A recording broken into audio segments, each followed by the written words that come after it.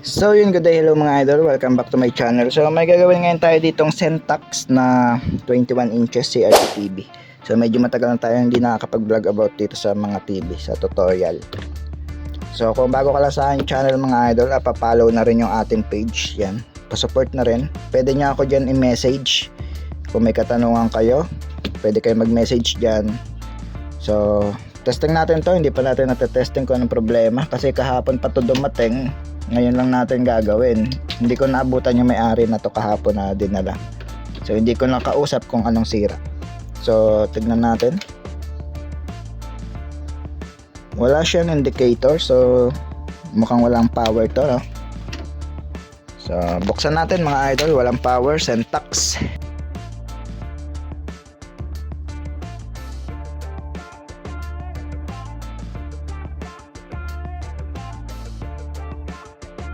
Yung may-ari pala natin mga idol, yung ginawa natin ng 55 inches na LED TV na Sony. Tapos ibinigay lang to sa kanya. Tapos ibibigay niya rin to sa kapitbahay niya. Siya lang yung magbabayad. Parang ganun yung mangyayari mga idol. So baklasin natin yung mga connection. Iwan lang natin yung AC cord.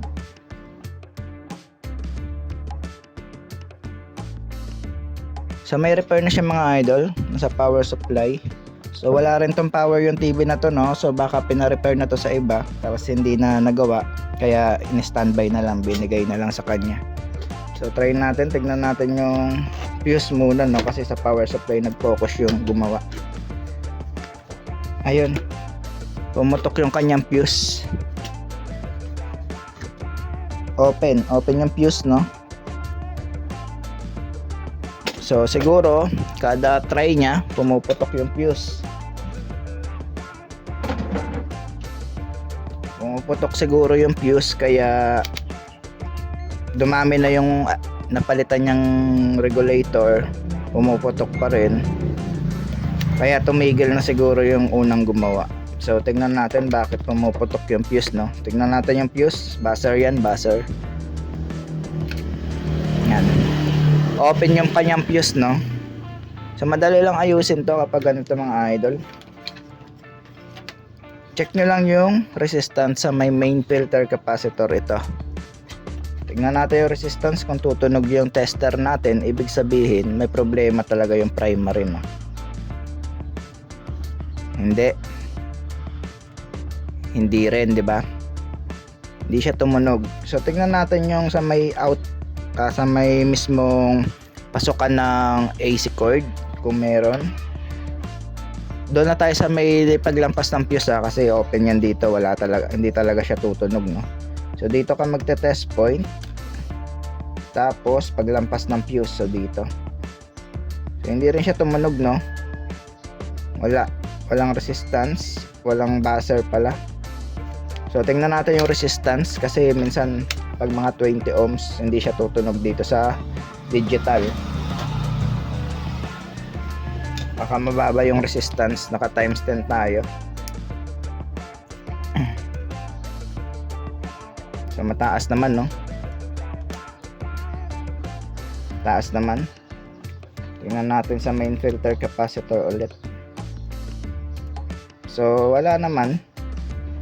Hindi naman pumalo ng sagad yung ating tester. Ayan, o.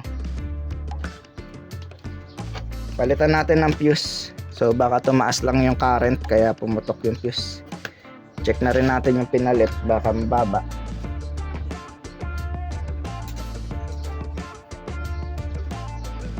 Dapat ang nakalagay dito ay 3.15.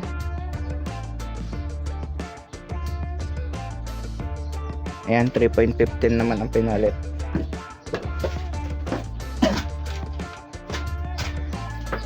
So tignan natin kung puputok rin tong ipapalit natin. Wala namang shorted na nakita yung tester. Safe naman siguro ilagay yung bagong fuse. So tignan natin kung puputok ba siya. Kapag pumutok tapos walang shorted, doon na tayo mag-troubleshoot, magbaklas tayo ng isa-isang pyesa. On na natin yung switch.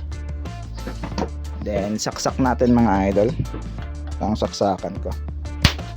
So pumutok pa rin yung fuse. So nakakapagtaka na yun, no? Kasi yan, nasunog na sunog yung pagkaputok ng fuse. Walang shorted pero pumutok yung fuse. Ayan, no?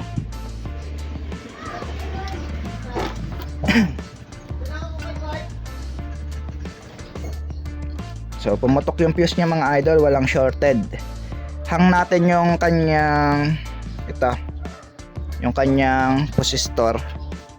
Hang natin kasi walang shorted dito sa may kanyang DC component. So dito tayo sa AC component ihahang natin yung resistor kasi kapag yan ay sira, puputok ang fuse mga idol. Malalaman natin yan kapag tinanggal natin tapos hindi pumutok yung fuse. Palitan ulit natin ng bago, mura lang naman ang fuse mga idol.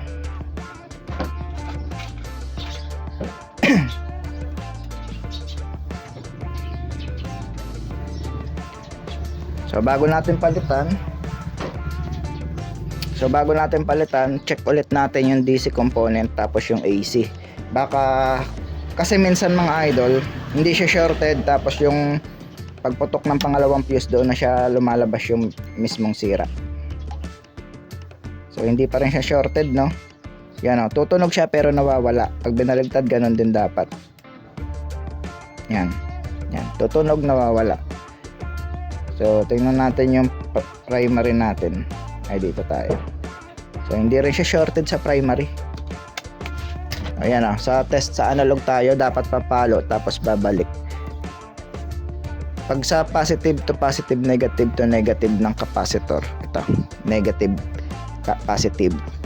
Papalo lang yan mga idol. Hindi yan babalik. Pero hindi siya sasagad sa 0. So mga hanggang 5 lang siya kapag naka times 10 tayo. Kapag nakabaligtad naman, papalo yan pero babalik. Kunting pitik lang yan mga idol. Yan. Kung mapapansin nyo, pumutik siya ng kaunti. So good yung kanyang DC component. Ngayon, natanggal na natin tong resistor. Check rin natin yung diode, no? Kasi hindi ito madidetect ng DC component yung sa diode na circuit. Yung 4 na diode, yung bridge type. Ito. Hindi pala kita sa camera. Ito. 1, kita ba? 1, 2, 3, 4. Yung 4 na yan, check natin isa-isa, no? Kasi pag may nag-short na isa dyan, puputok talaga yung fuse natin. So yan, kung mapapansin nyo, ito hindi pa to natetest ng technician, may customer. USB driver mode. Mong katotohanan na tayo pare-pareho. So yun, may customer. So balik tayo dito. Inuna natin muna ginawa yung dinala niya. So tapos na, nakuha niya na. Hinintay niya kasi mga idol. So dito na tayo ulit, no? Balik tayo dito. Saan ba tayo naputol? Sa diode tayo, no? Check na rin natin yung diode niya, no? Kasi kung dito may problema sa diode, hindi yan madidetect dito sa, maliban na lang kung yung positive ng diode ang nakakonect tapos yung negative ng diode, or yung 4 na diode ang may problema, madidetect na tong resistance dito sa main filter capacitor. Pero kapag dalawa o isa lang may problema dyan, hindi na to madidetect, no?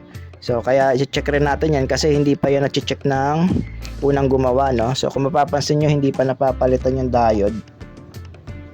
Ayan, no? So dito siya nag-focus sa may mismong DC component talaga, sa may regulator malapit. So tingnan natin kung anong resistance ng 4 na diode, yung bridge type.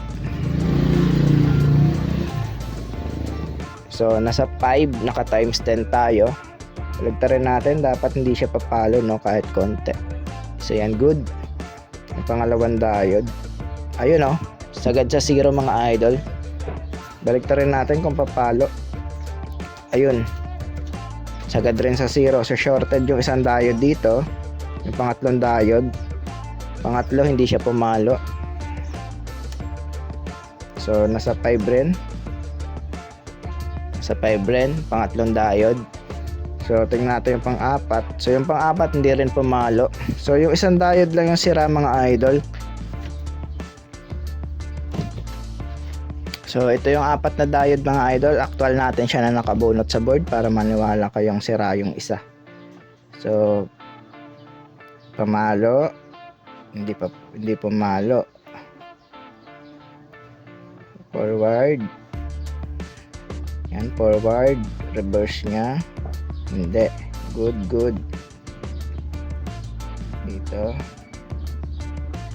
Reverse. Ito. Reverse. Tingnan natin sa forward. Yan, pumalo. Good. Dito, ito yata yung sira. So yun, ito nga sira oh. Sagad sa zero mga idol. Baligtarin natin. Yan, baligtad. Yan. Kung mapalo siya no, baligtaran. So 100% na sira tong ating isang diode. So pero apat na yan papalitan ko mga idol. Yung resistor sira rin, kumakalog. Yan, basag ata sa loob. Rinig niyo ba? So ito na nga no, nakabunot na tayo ng bagong second hand or bunot lang sa board mga idol sa madaling salita. So check natin yung resistor kung 9, dapat 9. So good. Check natin tong luma, ito yung luma niya, may kumakalog sa loob. So check natin kung may resistance din no. Ang pag-check na tong tatlong paa, yung nasa gitna no, tapos ito yung sa dulo. Ayan no. Yung pin number 3 tapos pin number 2. So dapat ay makukuha mo dyan yung resistance na nakasulat. So 14 dapat ito. So walang resistance. Ang ipapalit natin ay 9 ohms yung resistance. So good lang yan mga idol. Yan. Kasi kung dito ka magte-test, yan, mataas masyado no. So dito ang connection yan sa board. Yung pangalawang paa at yung pangatlong paa. So ito na yung diode natin, check natin isa-isa dahil bunot ito sa board. Kailangan good sila lahat bago natin ikabit. So para sa mga newbie, ang pagkabit naman na to or kahit customer no, kung customer ka lang, ang pagkabit na to, yung arrow, nakikita nyo yung arrow, dyan nyo ilalagay yung ano, yan, yung may white na line na diode.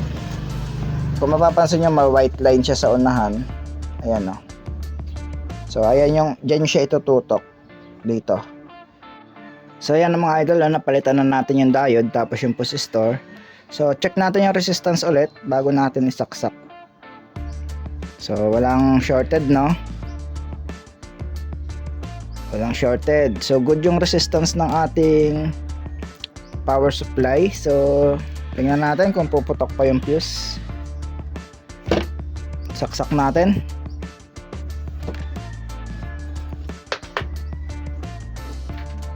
So try natin saksak ulit kung magkikislap yung fuse. Saksak ko ng mga idol ah.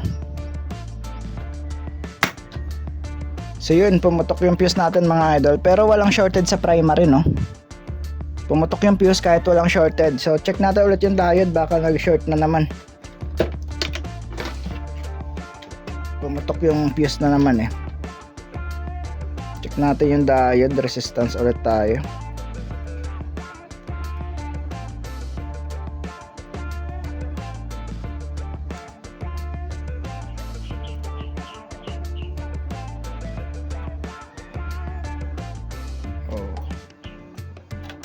Natin ata.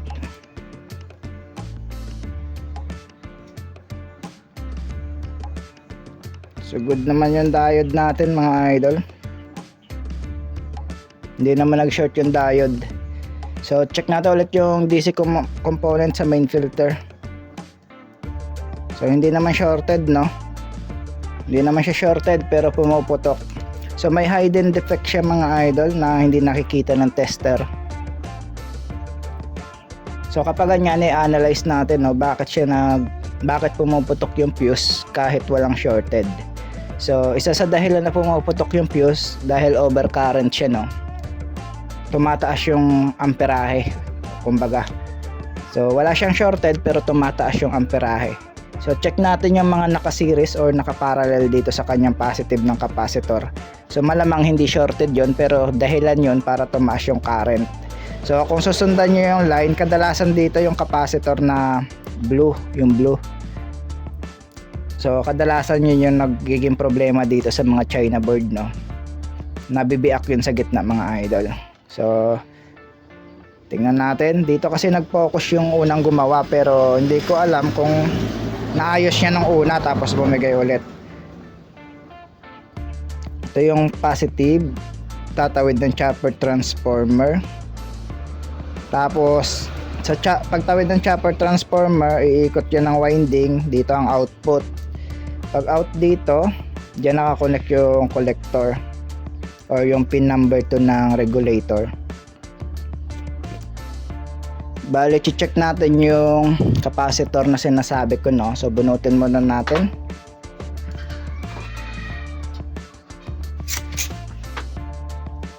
Ito siya, mga idol, oh. Meron niyang capacitor. So dalawa yan. So parehas natin yan bunutin. So unahin natin tong nasa taas. Nakakonect kasi ito sa ground sa pin number 1. Nakakonect siya, no? So try natin bunutin. Ayan yung nababasag dyan kadalasan. Pag basag yan, hindi siya shorted, pero sira na siya, kumbaga. Dahilan to para tumaas yung current sa sa fuse, para pumutok. Ayan, nakatiko yung paa. Wait lang, hindi ko alam kung na-repair na to, pero dito nag-focus kasi pansin nyo naman, walang mga hinang dito. Walang mga hinang dito. Mukhang dito siya nag-focus. Sa tingin ko ginawa na to.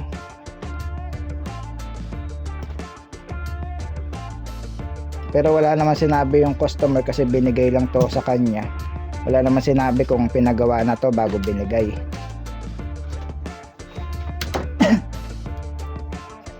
Ito yung sinasabi ko. Dalawa yan sila. Ito tapos ito, yung capacitor na blue na yan. Kadalasan niya nabibiak yan sa China, no? Bunutin natin. Medyo mahirap bunutin. Nakatiko kasi yung paa. Ayun. Confirm nga mga idol, biak ko. Basag. Kita nyo ba? Yun, may basag siya, oh. So 100%. Ito na yung salarin. Bukod sa diode. Sa diode na chinek natin kanina, hindi ito madidetect ng tester na shorted. Maliban na lang kung shorted siya, no? Madidetect siya ng tester. Pero sa case niya, mukhang open siya, pero tingnan natin kung paano yung tester natin dito. Kasi hindi siya na-detect sa main filter capacitor. Dapat madidetect siya kasi nakakonect ito sa ground. Ayan, no? Open. Times 1K. Ayan. Leak pala siya. May leak. Dapat yan, hindi yan papalo, mga idol. Ayan, o, pumapalo ang tester natin ng kaunti. Ayan. So kaya dahil nakakonect yun sa ground, tumataas yung current, yung amperahe tumataas. Palit ulit tayo fuse, pangalawang palit natin. Okay lang yan, mga idol, mura lang naman ang fuse. Importante nakita natin yung mismong sira. Kasi hindi naman nakita ng tester to. Dahil nga yan, o, sira na pala siya. Pag may supply na to, nagiging short. Kaya ganun. So wait lang, mga idol, may customer ulit. So yun, another customer satisfied. Inuna lang natin gawin yung amplifier ng customer, no, kasi hinintay niya. So balik tayo dito, mga idol. Nawala pa yung capacitor, hindi na natin alam kung saan natin nalapag. So hindi ko nakita yung value niya. Sana yun. Wala dito sa ilalim, eh. Hindi rin naman nahulog. So pero pwede yan, mga idol, walang capacitor. Nakakonect yan sa ground, eh. So kahit tanggalin nyo na yan. So try natin kung mag-on siya, no. Nagpalit na tayo ng fuse. Bala ko sana palitan, kaso hindi ko na alam yung part number. So try natin kung mag-on. Saksak natin kung puputok pa ba yung fuse ng walang capacitor. Ano ba yun? Yan, wala yan nakakabit, ha. Dalawa kasi yan kanina, 'di ba? So wala yan, hindi na natin ikakabit yung isa na yon. Ayan, oh, blanco. So okay lang yan, oh. Yung ibang China kasi talaga wala talagang capacitor doon, isa lang. Yung iba dalawa, yung iba isa. So try natin saksak kung mag-on siya. kung puputok ba yung fuse. So yun, hindi na pumutok yung fuse, oh. At narinig ko na yung tube. Narinig na natin yung tube na nag-oscillate na siya. So check natin yung supply, check natin mamaya. Check natin yung picture ngayon. Yan, meron na siya, blue screen. So yun lang yung problema niya, no, yung capacitor, tapos siyempre yung resistor, tapos yung diode. So try natin sukatan yung B+ kung normal. Kahit wala yung capacitor. Dapat dyan may 110, no? Lagay lang natin to sa ground. Naubo tayo. Saksak natin, then B+. Lagyan natin to ng backlight para makita nyo. So yan, sukatan na natin. So yan, meron siyang 109.8, normal naman. Check natin yung 180. So 192. Check natin yung ano pa ba i-check natin? Yung 33 nya 5 volts lang. 5 volts lang, no? So mamaya titingnan natin bakit 5 volts. Pero may mga tuner kasi na 5 volts talaga yung naka-supply dito, no? So kahit 33 volts yung nakalagay dito, pero 5 volts pa rin yung input. Tingnan natin baka talagang circuit niya yung 5 volts. Normal naman, 5 volts, 5 volts, yung AGC 4.4. Maliban dito sa 33 volts. Pero gaya nga ng sabi ko, hindi lahat yan 33 volts. So iba dyan, 5 volts talaga supply. Yung sa memory niya, normal din. Yung sa supply ng jungle, tingnan natin. So 8 volts. So normal din. So isa-isay natin, no? Vertical, sunod natin. 27. 11. At yung last sa audio, sana yung audio natin? Ito ba? Ito. 14. So normal naman, maliban dito sa 33. So tingnan natin kung makakasagap sa ng signal kahit 5 volts yung input natin dyan. Kasi yung ibang tuner talaga, 5 volts yung input. Kaya yung ibang tuner mga idol, blanco yung 33 volts, no? Kasi sa 5 volts din kumuha ng supply yun. Pag ganun. So ito, meron nakakonect sa 33 volts niya, pero 5 volts lang yung nasusukat natin. Kapag ganyan, baka wala siyang masagap na channel, no? Kapag wala siyang masagap na channel, kailangan lang natin anuhin ng 33 volts palabasin. Sa tingin ko 5 volts talaga to mga idol. Baka yung tuner na to nakakat sa loob kasi nakakonect siya sa TU dito. Dito siya nakakonect. Ayan, oh. Yan TU na yan, tuner yan, oh. Supply ng tuner din yan. Kaya yung iba, ito ang blanco. So malamang ito not connected to sa loob, yung paan na to. Ayan, oh, papunta siya dyan, oh. Ito talaga yung supply niya. So yung iba naman 33 volts yung supply, pero pagdating sa loob papunta rin siya sa TU. Yan, 5.3. So meron to masasagap. So testing natin, lagyan natin ng antena. Kung normal ba yung kulay. So nilagyan ng tape lang, no? Kasi walang ground. So testing natin mga idol. Yan, wala lang sound kasi walang at least confirm na may nasasagap siya, no? Wala lang sound kasi walang speaker na nakakonect. Kabit muna natin yung speaker. Kahit isa lang. Ito. Kabit muna natin, isa lang. Cut ko muna ng video. So ito na mga idol. Nakabit na natin yung speaker. Try natin ulit kung meron na siyang sound. Yun, meron na. Naririnig ko. Isa lang kasi isang speaker nakakabit.